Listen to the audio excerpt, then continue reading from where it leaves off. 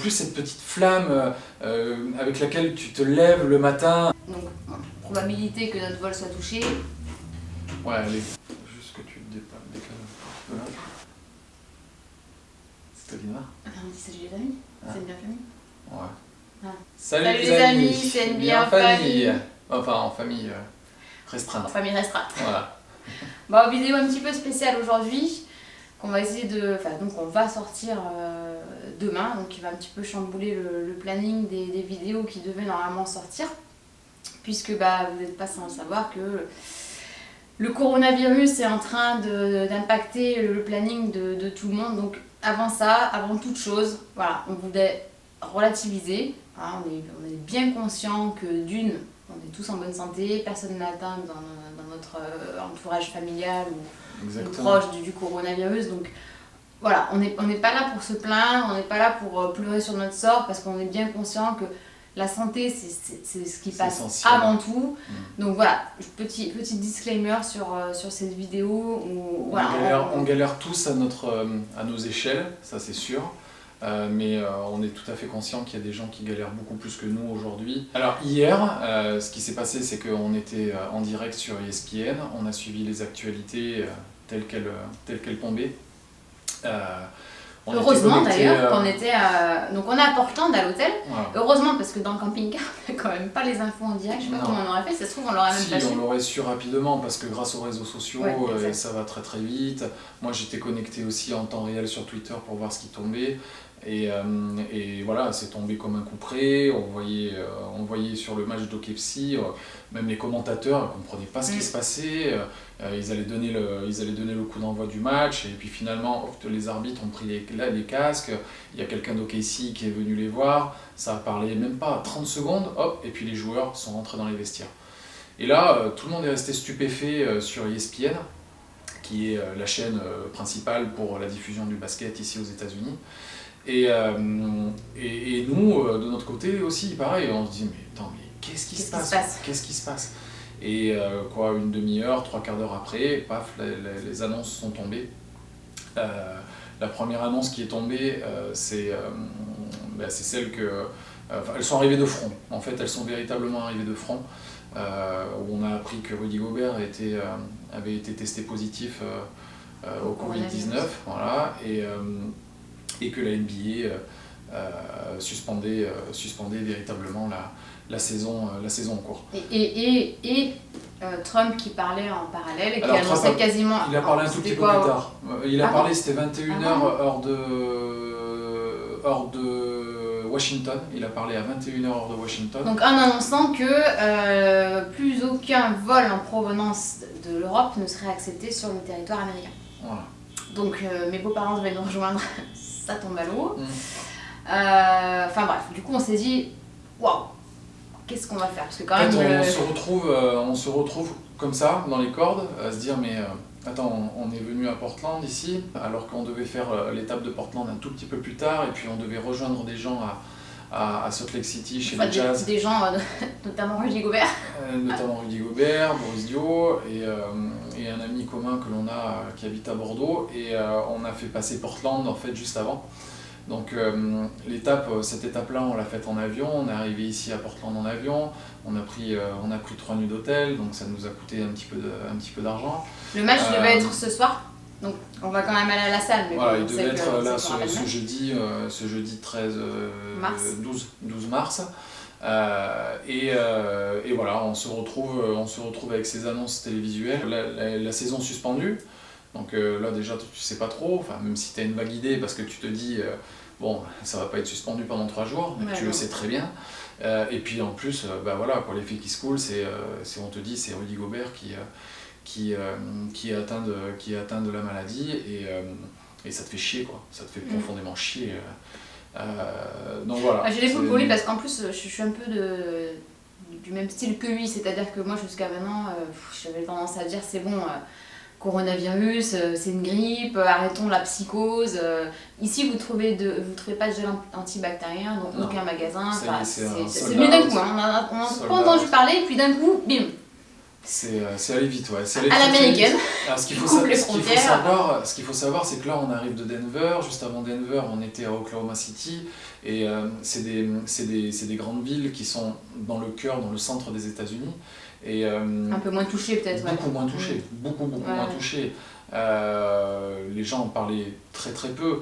Et en fait, il y a eu cette accélération là en l'espace de 2 jours. Bon, bah, d'ailleurs, aujourd'hui, ce qui vient de sortir ici en France avec la fermeture des écoles, bien conseillé aux plus de 70 ans de ne pas sortir de chez eux. Après, c'est fou ce qui se passe en France, donc j'espère que vous arrivez à vous organiser et que vous n'êtes pas trop touchés de près ou de loin. C'est sûr, parce qu'on ne se rend pas compte, autant vous par rapport à nous ici, et autant nous par rapport à vous ici, même si on a la famille, qu'on a les informations, parce qu'on regarde les informations quand même régulièrement pour savoir ce qui se passe et la façon dont ça évolue.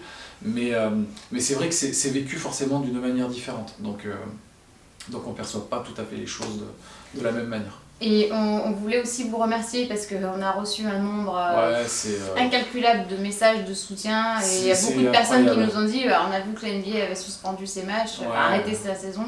Alors moi j'ai pas pu dormir la nuit dernière, j'étais connecté en temps réel pour voir comment les choses avançaient, évoluaient. J'ai été contacté par bon nombre d'entre vous, on a reçu, mais je sais pas, je crois qu'on est à plus de 400 messages de soutien. C'est adorable, ouais. C'est un truc de fou. Moi ça m'en tire les larmes quand je lis certains de vos messages, tellement c'est puissant. Vraiment c'est quelque chose dont on ne vous remerciera jamais assez. On a été contacté par bon nombre de journalistes qui voulaient recueillir un peu nos impressions par rapport à ce qui se passait ici.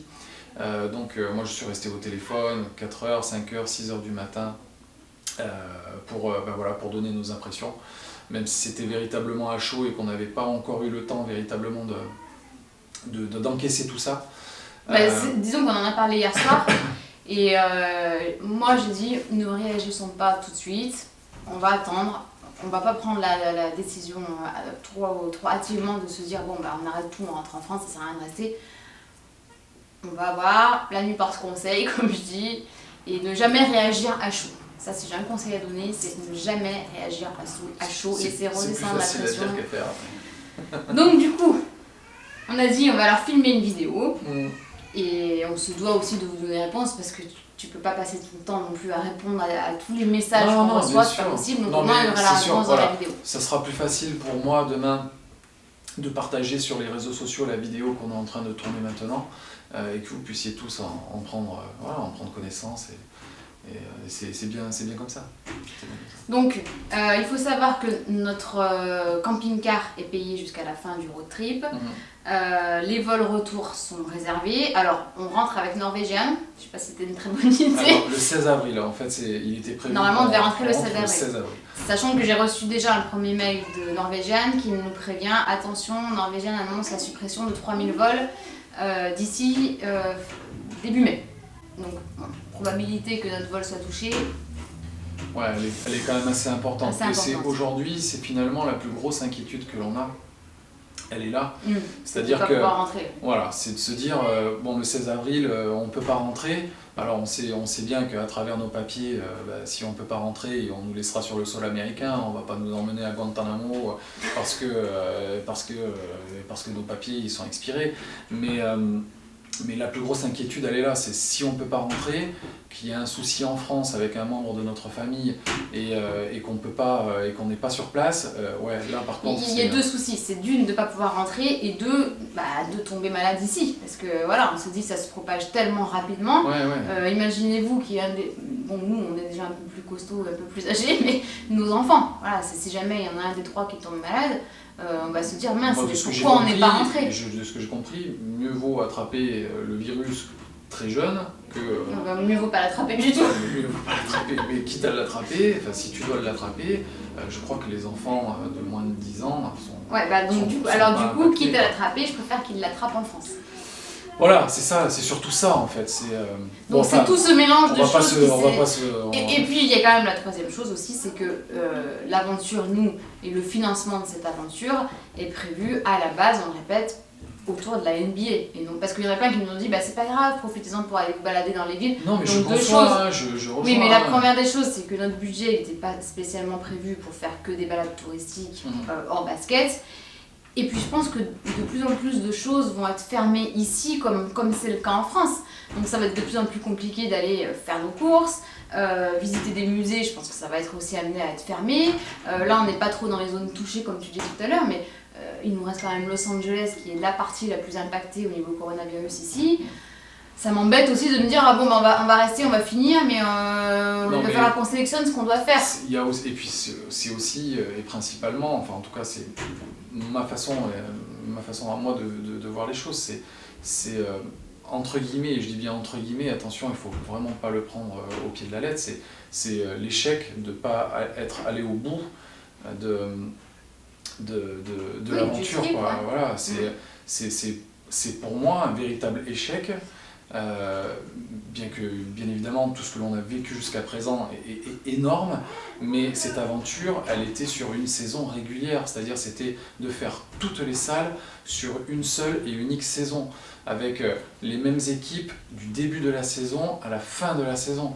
Enfin, voilà, c'était véritablement l'aboutissement de tout ce qui a été mis en place, de tout ce que l'on a mis des mois à créer, toute l'énergie que l'on a donnée dans tout ça et qui, paf, s'arrête brutalement.